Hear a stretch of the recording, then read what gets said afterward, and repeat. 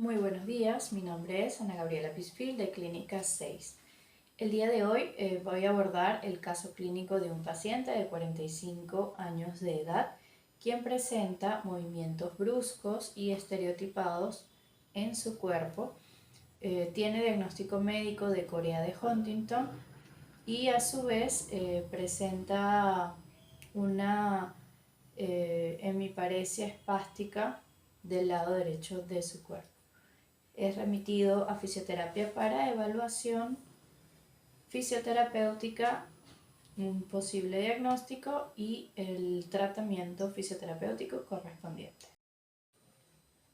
Muy bien, en cuanto a la evaluación, vamos a empezar midiendo la fuerza del paciente en diferentes áreas de su cuerpo.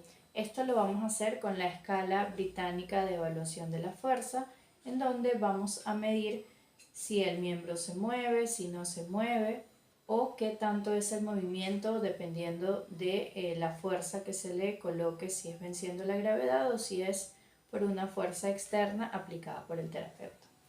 Empezamos, por ejemplo, con los movimientos en miembros superiores, en donde vamos a evaluar la fuerza. Le pedimos al paciente que levante el brazo y vamos a medir si es que puede vencer la resistencia que se le es aplicada. Previamente a esto ya habríamos evaluado si el paciente puede realizar el movimiento de manera individual. En este caso vemos que lo realiza y a su vez vence la gravedad. Y una vez que el paciente logra esto, podemos evaluar si es que el paciente puede vencer una fuerza o resistencia externa como es el peso de mi mano. ¿Sí? En un paciente con Corea de Huntington este tipo de movimiento puede ser un poco complicado por el hecho de que los movimientos bruscos y estereotipados aparecen en cualquier momento o en cualquier fase recorrido del movimiento, más cuando hay una situación de estrés o cuando se ve solicitada la fuerza para realizar alguna acción específica. De esta manera se evaluaría la cabeza, los miembros inferiores y cada una de las articulaciones para poder medir la fuerza con la escala británica de fuerza. Bien, otra de las evaluaciones que tendremos que realizar este tipo de paciente es la evaluación de Tinetti, que se encarga de poder medir o poder evaluar lo que es la estabilidad o el equilibrio del paciente en diferentes posiciones o etapas. Por ejemplo, una de las primeras evaluaciones que se realizará, teniendo en cuenta las anotaciones necesarias para poder tener un total del test, va a ser el equilibrio en sedestación. Necesitamos ver si el paciente es capaz de mantenerse en equilibrio mientras está en sedestación o por el contrario puede inclinarse, deslizarse de la silla o puede sentarse firme y seguro. Esto dará un puntaje diferente en el test de Tinetti para luego hacer la sumatoria. Otro de los puntos a evaluar va a ser el poder levantarse de la silla. El paciente debe ser capaz de levantarse de la silla, lo cual también va a dar una puntuación siempre y cuando sea capaz de levantarse, utilice los brazos para levantarse o sea capaz de levantarse en más de un intento. Siéntate, por favor. Muy bien. Otra de las fases es que una vez que el paciente se levanta, puede ser con una pequeña estabilidad o haciendo el mismo intento de levantarse. Levántate, por favor. Es poder evaluar el equilibrio inmediato una vez que el paciente se ha levantado de la silla. Este sería un buen puntaje en los tres aspectos de evaluación del equilibrio inmediato. A su vez, del equilibrio inmediato es lo mismo que poder evaluar al paciente en bipedestación. Una vez que pasa la fase del equilibrio inmediato, tenemos que poder evaluar si el paciente es capaz de mantenerse en equilibrio estando de pie. Otro de los puntos a evaluar durante la sumatoria va a ser el equilibrio que puede tener el paciente cuando propiciamos un empuje, bien sea de los extremos o de la parte posterior. siempre con el cuidado y la precaución y teniendo en cuenta y siendo conscientes de la etapa o estadio en la que puede encontrarse este paciente, ya que recordemos que los pacientes con patología de Huntington van a ser pacientes que tienen una fuerte afectación del equilibrio. Otra de los puntos a evaluar va a ser la estabilidad con los ojos cerrados. El paciente debe ser capaz de mantenerse en equilibrio con los ojos cerrados, lo cual dará el puntaje máximo también cuando es estable. Luego el paciente va a tener que dar una vuelta en 360 grados. Gira, por favor, da una vuelta con los ojos abiertos. Y poder dar un puntaje positivo si es que el paciente pudo dar esta vuelta, bien sea con pasos continuos, con pasos discontinuos, si fue inestable, o por el contrario, si fue estable utilizando un andador cuando el paciente utiliza este requerimiento. Otro punto a evaluar va a ser cuando el paciente pueda sentarse. ¿Qué equilibrio puede tener el paciente al momento de sentarse? Puede mostrarse inseguro, usar los brazos o mostrarse seguro. Todos estos son aspectos importantes del equilibrio, ya que a pesar de que parecen los movimientos más comunes que cualquier paciente normal puede hacer, evidentemente para un paciente con afectaciones del equilibrio y la coordinación, este tipo de movimientos va a ser bastante complicado. Luego le pedimos al paciente que se levante, levántate por favor, y vamos a evaluar lo que respecta a la marcha. Le pedimos al paciente que pueda caminar unos pasos, por ejemplo, hacia una pared. Por favor, camina hacia allá algunos pasos. Y que pueda regresar. En ese aspecto vamos a evaluar si es que el paciente duda al hacerlo o se siente seguro, lo cual dará también diferentes puntajes. Vamos a evaluar en ese caso también lo que es la longitud del paso del paciente, qué tanta apertura se dio al hacer los pasos. Vamos a evaluar si levanta los pies por completo o no los levanta, tanto el izquierdo como el derecho por separado. Todo esto nos va a dar un puntaje para la sumatoria final. Vamos a ver qué tan simétrica es la marcha y vamos a ver la continuidad de los pasos, si lo hace de manera continua, si se detiene o está dudoso. También vamos a ver si la marcha se llega a desviar en algún momento, si ocurre en las fases de balanceo y cómo está su tronco en el momento de la marcha, así como la postura en general. Todo esto nos va a dar un puntaje para poder obtener qué tan bueno es el equilibrio del paciente. Bien, en este momento vamos a evaluar el estado cognitivo del paciente con una prueba llamada el Mini Mental State Exam de Floystein, el cual consta de una serie de preguntas e instrucciones que vamos a llevar a cabo para que el paciente o para poder tener del paciente una breve descripción de cuál es su estado mental y su ubicación en el tiempo actual. En este caso vamos a evaluar la orientación, la fijación, la atención y el cálculo y la memoria. A su vez, el lenguaje.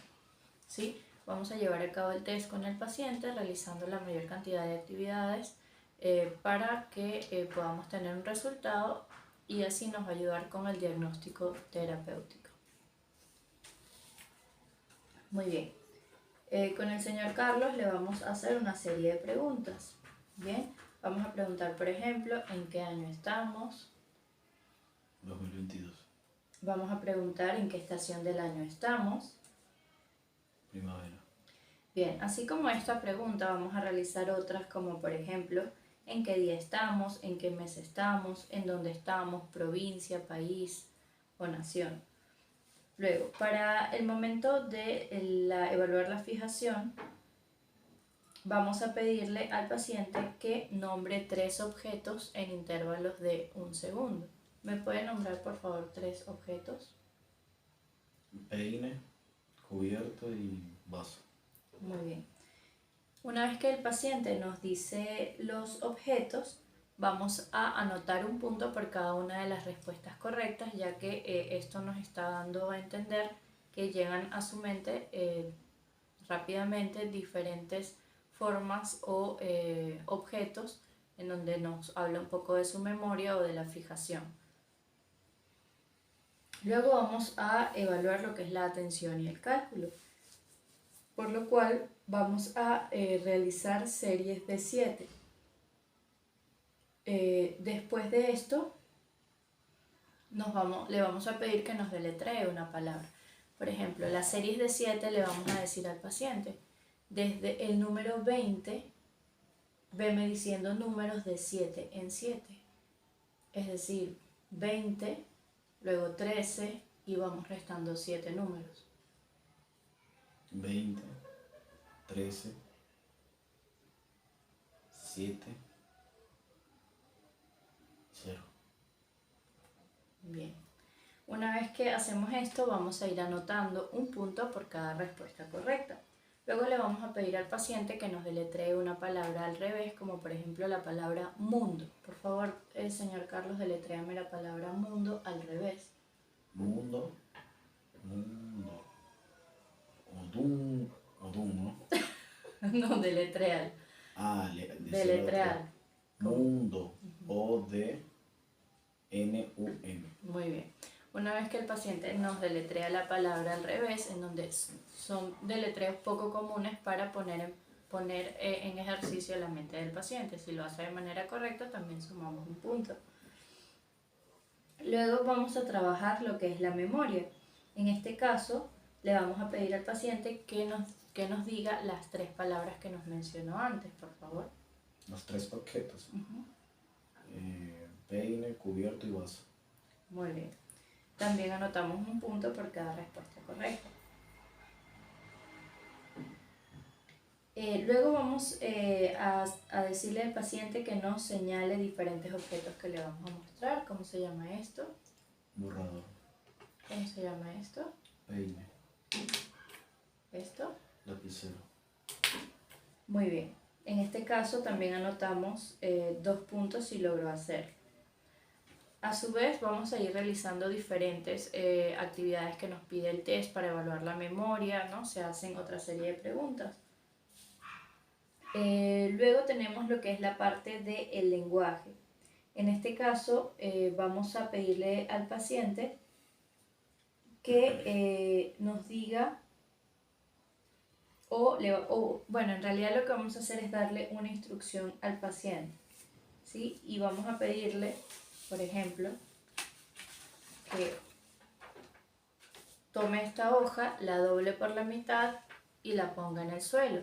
Y le decimos al paciente que solo le vamos a dar una vez la instrucción y que debe hacer esa secuencia que le hemos pedido. Por favor, señor Carlos, va a tomar esta hoja con la mano izquierda, la va a doblar por la mitad y la va a poner en el suelo. Entonces, el paciente tiene que realizar la instrucción que se le ha pedido de manera correcta. Así sucesivamente se va desenvolviendo el Mini Mental State Exam de Florenstein, el cual nos va a dar una puntuación final y esto nos va a dejar saber cuál es el estado cognitivo general del paciente o una aproximación. Ok, otra de las evaluaciones que vamos a hacer va a ser el uso del índice de CATS para poder evaluar las actividades de la vida diaria, como por ejemplo levantarse. Vamos a ver si el paciente es independiente o necesita ayuda. Esto nos va a dar también una serie de puntos que vamos a sumar para saber cuál es el resultado de independencia. Vamos a ver la independencia o dependencia que puede tener al vestirse, preguntando si es independiente al coger la ropa solo, los cajones y los armarios, o por ejemplo si es dependiente, no se viste por sí mismo y permanece parcialmente desvestido si es que alguien no lo ayuda. También vamos a saber si el paciente necesita ayuda para ir al retrete o al baño. Vamos a ver si es dependiente o es independiente. La movilidad, vamos a ver si puede levantarse y acostarse por sí mismo o si por el contrario es dependiente y necesita ayuda para hacerlo. La continencia o control de esfínteres, vamos a saber si tiene el control o no completo de la micción o necesita ayuda. Y en cuanto a la alimentación, necesitamos saber si es capaz de llevarse los alimentos a la boca o si va a necesitar o requerir de alguna persona para poder hacerlo. Todas estas preguntas se le hacen a la persona o al cuidador del paciente, a la persona que lo acompaña. Otra de las escalas de evaluación es la escala de evaluación de las actividades instrumentales de la vida diaria de Lawton y Brody, en donde vamos a evaluar la capacidad para usar el teléfono, hacer compras, para preparar la comida, el cuidado de la casa, lavado de ropa, uso de medios de transporte, la responsabilidad con respecto a la medicación y el manejo de la economía. Todos estos aspectos van a ser importantes para saber también cuál es el grado de dependencia del paciente. Ahora bien, otra de las escalas que vamos a poder utilizar para saber, bueno, o precisamente ya cuando nosotros presumimos que el paciente puede tener la enfermedad de Huntington, es la escala de enfermedades de Huntington o de incapacidad funcional de Meyers. Esta escala nos va a ayudar a saber cuál ha sido el curso de la enfermedad desde que el paciente está comenzando en un estadio más suave hasta que el paciente termina prácticamente postrado sin poder realizar actividades por sí mismo, en donde las preguntas van a ser, por ejemplo, el paciente, la primera opción va a ser que el paciente está normal, no demuestra signos diferentes aparentemente importantes. Luego vamos a tener signos mínimos, ligeros movimientos coreicos de la cara a las extremidades. Recordemos que los movimientos coreicos son movimientos de contorsión repetitivos en muñecas, en los pies, en la cabeza, en la lengua. Son movimientos estereotipados, bruscos, que pueden aparecer en cualquier momento y que evidentemente le van a impedir al paciente poder expresarse correctamente, hablar, moverse, hacen que pierdan el equilibrio porque son movimientos bastante bruscos. Vamos a ver si puede realizar también las actividades de la vida diaria de manera normal, aunque con esfuerzo. Vamos a ver si ya existe una alteración de la marcha, si hay limitaciones en sus actividades, como por ejemplo hay caídas. Vamos a ver si necesita ayuda en los alrededores de su domicilio o si se le puede dejar por algunas horas, o si por el contrario esto le va a provocar caídas. Todas estas preguntas que yo estoy haciendo se tienen que conversar con el cuidador del paciente, con la persona que normalmente se encuentra al cuidado del paciente, siempre y cuando ya esté en un estadio avanzado. Si en este caso, al ser un paciente que todavía no muestra fuertes manifestaciones, se le pueden hacer las mismas preguntas al paciente. Por ejemplo, se le pregunta: señor Carlos, ¿requiere ayuda para caminar, para deambular, o le causa mucha dificultad? En los últimos estadios ya vamos a poder averiguar si el paciente está confinado a una silla de ruedas, si ya el lenguaje del paciente es ininteligible, es decir, no se le entiende, ya no tiene palabras ni una conversación coherente, o si se atraganta con facilidad al comer, o ya el paciente en los estadios más avanzados vamos a saber si está encamado o está en postura fija, en donde requiere atención totalmente completa. Esta va a ser la escala de incapacidad funcional de Meyers para el paciente con enfermedad de Huntington. Muy bien, una vez realizadas las diferentes evaluaciones y test en donde evaluamos la fuerza, el equilibrio, evaluamos el estado mental del paciente, evaluamos la escala en donde medimos la independencia en las actividades de la vida diaria o de las actividades instrumentales de la vida diaria también. Vamos a poder llegar al diagnóstico de que evidentemente el paciente sí presenta una corea de Huntington y también está presentando una hemiparesia espástica en el extremo derecho de su cuerpo. Para esto vamos a tener que plantear un tratamiento fisioterapéutico basándonos en lograr alcanzar diferentes objetivos, recordando que la enfermedad de Huntington es una enfermedad genética neurodegenerativa que no tiene cura y que normalmente una vez que se da el diagnóstico de la enfermedad, el paciente dura con los síntomas aproximadamente 15 años hasta el momento de su deceso, ¿no?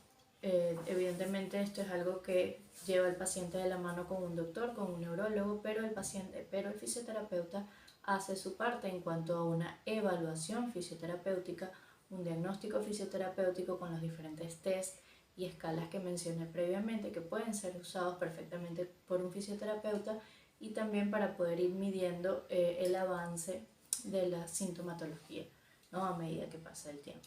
Así que el paciente, en cuanto al diagnóstico fisioterapéutico, sí ha sido confirmado con una corea de Huntington. Muy bien, uno de los ejercicios que tenemos que realizar con este tipo de pacientes son ejercicios aeróbicos y ejercicios de coordinación, los cuales lo podemos hacer ayudándonos, por ejemplo, de ligas o de bandas elásticas.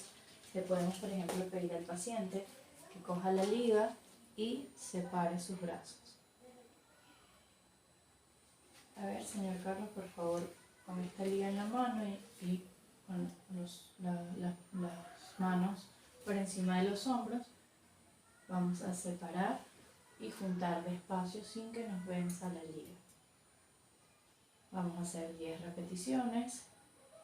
Tomamos aire y al expirar realizamos el movimiento. Toma aire por favor, y al botar realizamos el movimiento. Muy bien, toma aire y al botar realizamos el movimiento. Muy bien, puede descansar. Bien, ese es uno de los ejercicios, por ejemplo, con bandas elásticas. Podemos utilizar pesas, podemos hacerlo venciendo la gravedad. Señor Carlos, por favor, vamos a hacer movimientos arriba y abajo con cada uno de sus brazos, arriba y abajo. Podemos poner una rutina de ejercicios durante 30 segundos, 40 segundos. Vamos de verdad siempre a estar muy pendientes de qué tan avanzado sea el estadio del paciente en el curso de la enfermedad y la edad, por supuesto, del paciente. Muy bien, descansamos, por favor. Lo mismo podemos hacer con las piernas. Por favor, vamos a hacer, señor Carlos, arriba y abajo. Arriba y abajo. Y lo vamos a hacer alternando con ambas piernas. Uno y luego el otro. Abajo. 1, 2. Igualmente podemos variar o alternar el tiempo, ¿no? Haciendo estos ejercicios quizás intercalados entre brazos o piernas. Van a ser un ejercicio aeróbico, pero que a su vez no va a requerir tanta demanda por parte del paciente. Muy bien, puede descansar. Así sucesivamente podemos ir ingeniando diferentes ejercicios para este tipo de pacientes para trabajar la parte aeróbica. Muy bien, otro de los ejercicios que debemos trabajar en el paciente son ejercicios de flexibilización. En este caso vamos a trabajar la flexibilización de miembros inferiores o de la zona isquiotibial para ayudar digamos, a que los músculos puedan liberar de tensión, ya que estos se encuentran en constantes contracciones involuntarias que son típicas del curso de la enfermedad. Entonces, ¿qué vamos a hacer? Le vamos a dar al paciente alguna chalina, una toalla, una cobija. A ver, señor Carlos, va a jalar por estos dos extremos sin doblar las rodillas. Vamos a jalar y vamos a mantener durante 30 segundos. Esto es un estiramiento, por lo cual no lo hacemos con una liga. Si lo hiciéramos con una liga, quizás la tensión sería menor. En cambio, al hacerlo con un objeto que no tenga flexibilidad, vamos a tratar de tensionar lo más que se pueda. Le pedimos siempre que tenga su espalda recta, que por favor respire por la nariz, bote por la boca. Van a ser importantes las instrucciones claras y precisas, ya que el paciente siempre va a obviar cosas como la respiración, la postura, o va a tensionar mucho el cuello. Relaje el cuello, por favor. Relaje el cuello. Bien. Entonces, todo este tipo de instrucciones debe dárselas claras y precisas el terapeuta para que el paciente pueda ejecutar la maniobra de la manera más precisa. Muy bien, descanse, por favor. Muy bien, otro de los aspectos importantes para practicar o para trabajar con el paciente va a ser la marcha y el equilibrio durante la misma. Necesitamos nosotros poder entrenar la marcha con el paciente a través de una especie de guía para poder indicarle cuál es la longitud correcta de los pasos, cuál debería ser el balanceo del cuerpo o la posición del tronco durante la marcha, Para esto, como vuelvo y repito, debe ser muy importante el estadio en el cual se encuentra el paciente y supervisarlo desde el momento de la ejecución, ya que éste puede perder el equilibrio, puede caer, puede tropezarse. Entonces necesitamos ayudarlo y estar a su lado en el momento de la ejecución. Lo que hemos puesto han sido una serie de conos para poder guiar los pasos del paciente para que sepa cuál es la longitud que debe dar en cada paso. Entonces le pedimos al paciente que ejecute la marcha y lo ayudamos. Muy bien, señor Carlos, lo que vamos a hacer es dar pasos guiándonos de la posición del cono. Es decir, de esta forma ponemos el pie al costado de los conos para saber qué tan largo va a ser el paso. Ahora lo va a revisar usted. Por favor, vamos a dar un paso guiándonos de cada cono. Bien, el cuerpo recto, lo hacemos despacio. Muy bien. Esa es la guía para la ayuda técnica o el trabajo de la marcha, que en un paciente normal parece muy sencillo, pero para un paciente con corea, el tema del equilibrio en este tipo de actividad puede requerir bastante ayuda. Muy bien, otro de los ejercicios o actividades que debemos realizar con el paciente es el trabajo de la coordinación. Recordemos que este es un paciente que va a tener constantes movimientos bruscos y repetitivos, como por ejemplo así de la muñeca, de la boca, de la mandíbula, de la lengua, a su vez de los tobillos, algo por el estilo. Entonces es un paciente que le cuesta bastante mantener el equilibrio y mantenerse en coordinación. Vamos a trabajar con una pelota como esta. Lo que vamos a hacer es lanzarle la pelota al paciente para que él la atrape y luego la pueda depositar en la vasija que tiene al lado y lanzar la otra pelota. Le vamos a dar la instrucción al paciente. Señor Carlos, va por favor a atrapar esta pelota, la va a guardar y va a tomar la otra pelota que está en el recipiente y va a tratar de embocarla acá en este recipiente que yo tengo en la mano. Por favor. Muy bien. La lanzamos de nuevo, la atrapa, coge la otra pelota y la trata de embocar. Muy bien. Podemos hacer lanzamientos hacia otro lado, igual la guarda, coge la otra pelota. Y así sucesivamente. Con esto estamos tratando de trabajar la atención, el equilibrio y la coordinación. A su vez que hacemos este tipo de ejercicios, podemos preguntarle qué día es hoy, cuánto es 2 más 2. En este caso también vamos a estar trabajando la parte cognitiva y va a ser una constante estimulación de varios factores a nivel cerebral que nos va a ayudar al entrenamiento y a mantener al paciente en un estado de atención y coordinación constante.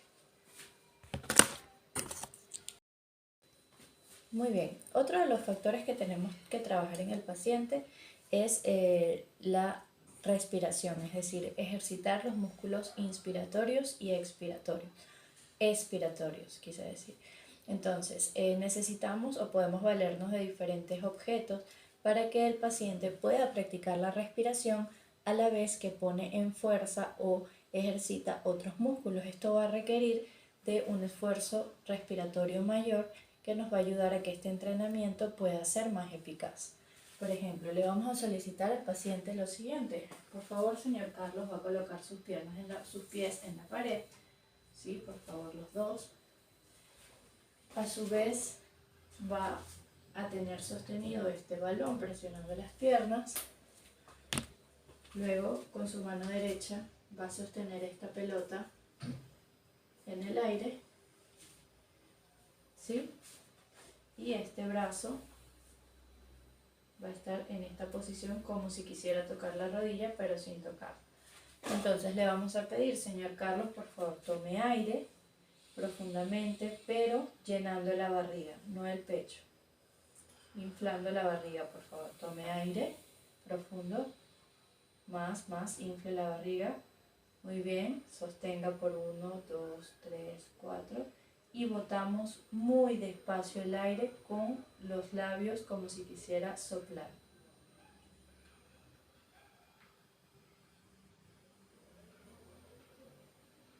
Muy bien. De nuevo, tome aire profundo. Infle el estómago. Infle, infle, infle. Mantenemos 1, 2, 3, 4, 5 y soplamos el aire despacio. Muy bien. Puede descansar. De esta manera logramos trabajar los músculos involucrados en la respiración, poniendo en tensión o en trabajo otros grupos musculares para pedir o solicitar mayor esfuerzo.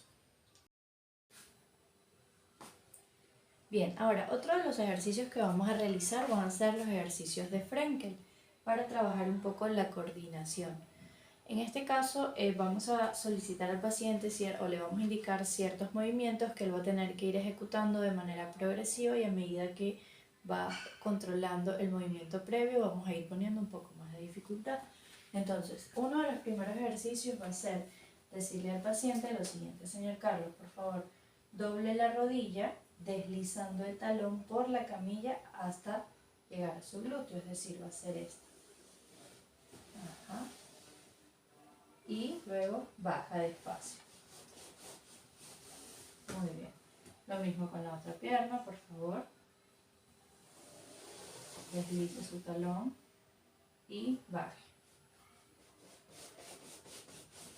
Muy bien. Esta es la primera progresión. Luego le vamos a decir lo siguiente: por favor, deslice, igual hacia arriba, y baje. Luego separe la pierna y regrese. Muy bien, vamos a hacer lo mismo con la otra pierna.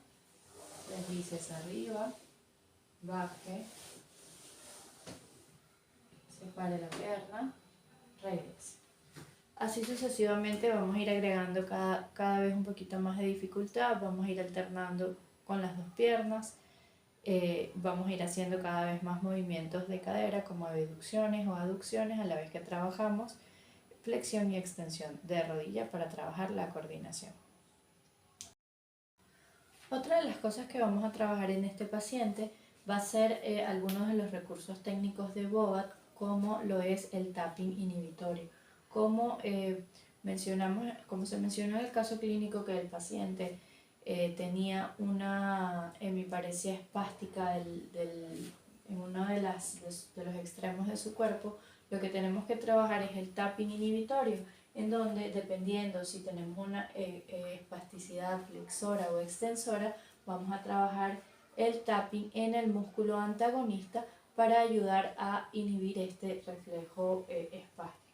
Por ejemplo, en el caso de que fuera una espasticidad extensora, como por ejemplo está la pierna en extensión, vamos a trabajar, por ejemplo, le pedimos al paciente que se ponga de costado viendo hacia la pared.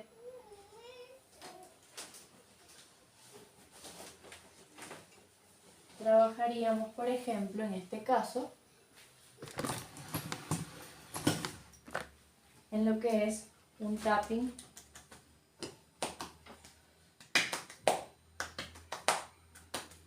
inhibitorio en el antagonista.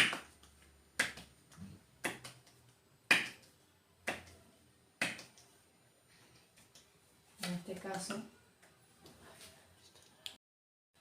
Muy bien, otro de los aspectos que vamos a trabajar en este paciente, como el caso clínico indica que hay una hemiparesia espástica, va a ser uno de los recursos técnicos de Bobath, en el cual nos ayuda a inhibir ciertos patrones espásticos a través, por ejemplo, del tapping inhibitorio que se hace en los músculos antagonistas.